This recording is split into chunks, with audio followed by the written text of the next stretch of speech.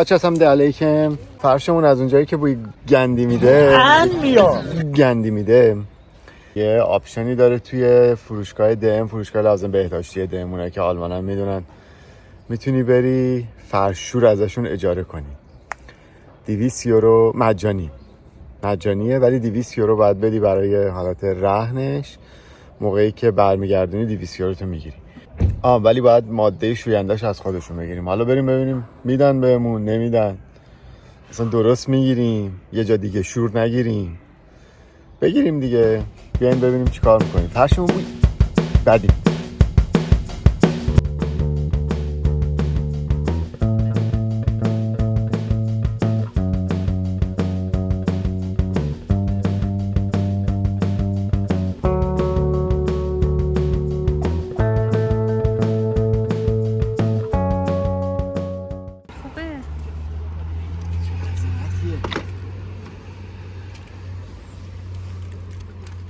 قشنگ میشوره ها. فرشوره 2 برابر بر خودمونه. اینشو باید میخریدیم 22 یورو. ولی دیگه همیشه میشه استفاده کرد. خود DM داره اینو؟ مال خود DM هست. خب بله اینو خریدیم، اینم مجانی داد دیگه. یعنی مجانی که باید پس بیاریم. چه تایم نداده بهت؟ پس 3 روزه، ولی من گفت کی میاری، گفتم فردا. من فکر کنم روز تموم شد. خوبه. خیلی همالی کنی و دیگه تو رو نگرفتم به خاطر اینکه نمیشد یه دستم دوربین باشه یه دستم هم این، ولی خیلی راحت بود. فقط رفتم دختره گفتم رفت از توی انبار آورد داد بهم، صندوق پولو گرفت رسید داد، همین. چیز خاصی نداشت. تپیش راینگا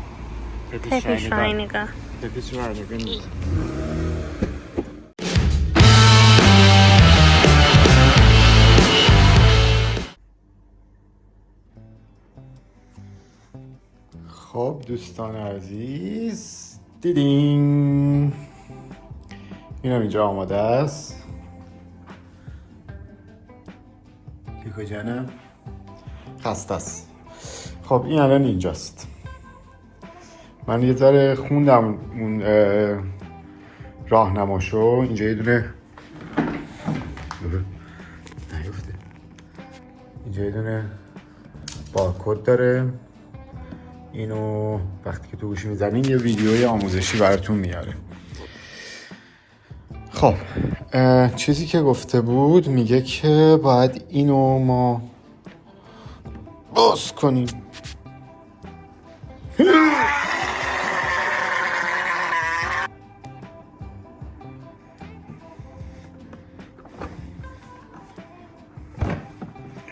از اینجا باز میشه. بعد خودش یه دونه سطل داره. حالا اینو میبریم الان آب میریزیم توش. بر ازای فکر میکنم برای هر 9 لیتر گفته بود اگه اشتباه نکنم 4 تا 8 تا در ماده شوینده. بعد پر میکنیم. وقتی که توش پر کردیم میاریم اینجا خالی میکنیم توی این. نباید از این خط بیزنه بالا. بعدش حالا میام بهتون نشون میدم دیگه. دوستان عزیز فقط دقت کنید که حتما با آب نسبتاً داغ، نه خیلی داغ نه خیلی ولرم پرش کنید. اگه با آب معمولی سرد پر کنید احتمال اینکه خوب تمیز بکنه فرشو کمتره نسبت به آب نه داغ نه سرد. خیلی بوی مدفوعی میده، نه بوی خوبه میده.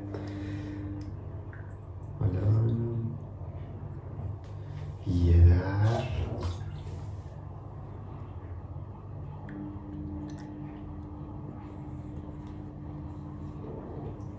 دو در سه در یا 4.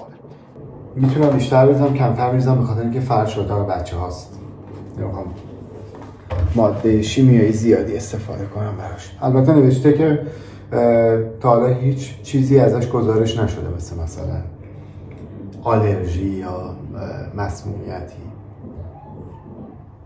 شاید ما اولیش بشیم. اون من خم ریختم. با مزه بود. خب حالا باید اینو بریزم این تو و شروع کنم به کار.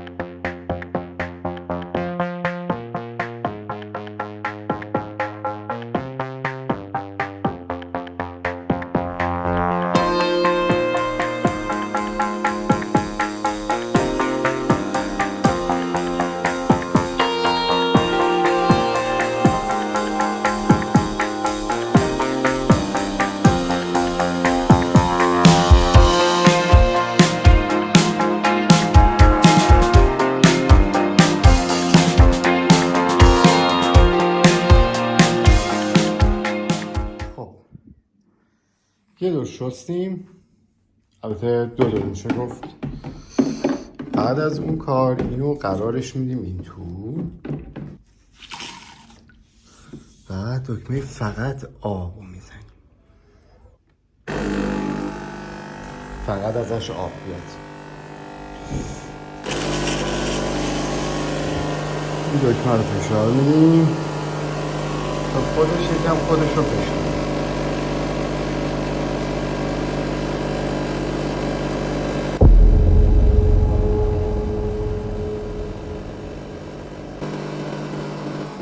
بعد از اون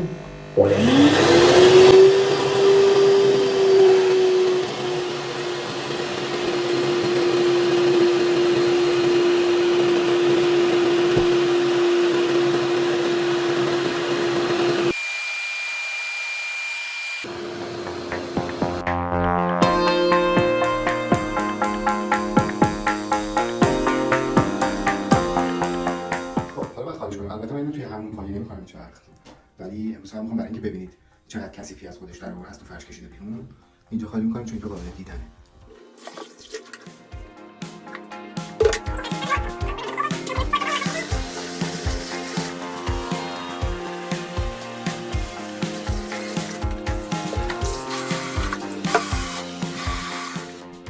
خب برای بار دوم فقط از آب تمیز استفاده احتیاط کنین. شستپام نره تو چشم. این فقط آب تمیزه که باهاش فقط فرش رو با آب تمیز میشوریم.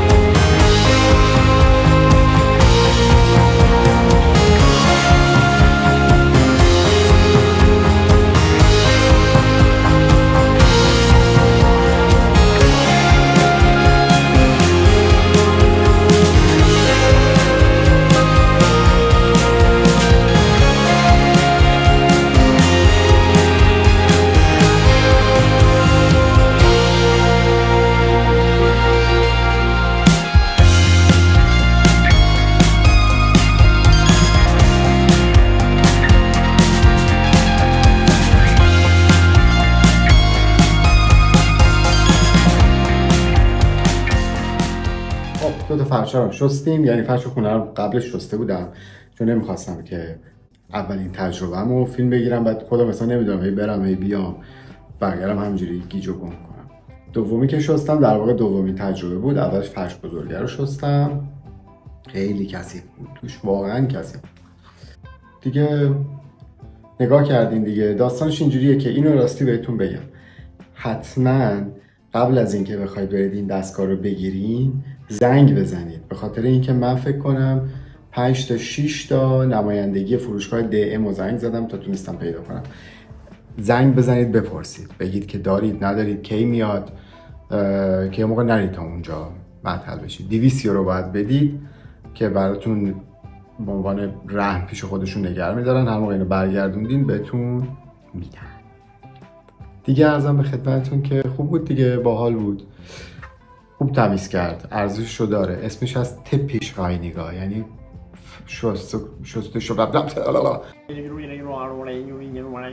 شستشو کننده فرش.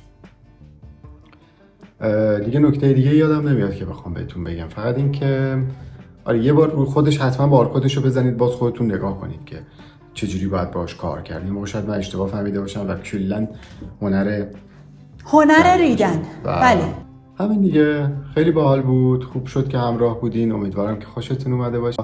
یه نکته خیلی مهم جدی، یکی این که سابسکرایب کنید، یکی این که لایک کنید. سابسکرایب لایک کنید اگه دوست داشتید. برید بگیرید دیگه، اگه فرش دارید، مبل دارید، ماشینتون صندلیش کثیفه، بچه‌هاتون اگه صندلی چیزی دارن که کثیفه، تمیز کنید. فکر کنم شاید بشه باهاش نه ولش کن، خواستم بگم دوشک، ولی خب اگه دوشک اونقدر خیس بشه بعد خشک نشه، بعد دوشک رو باید چجوری تمیز کرد و خشک کرد. ولش کن، دوشک نذارید آقا، من نمیدونم، برید از DM بپرسید.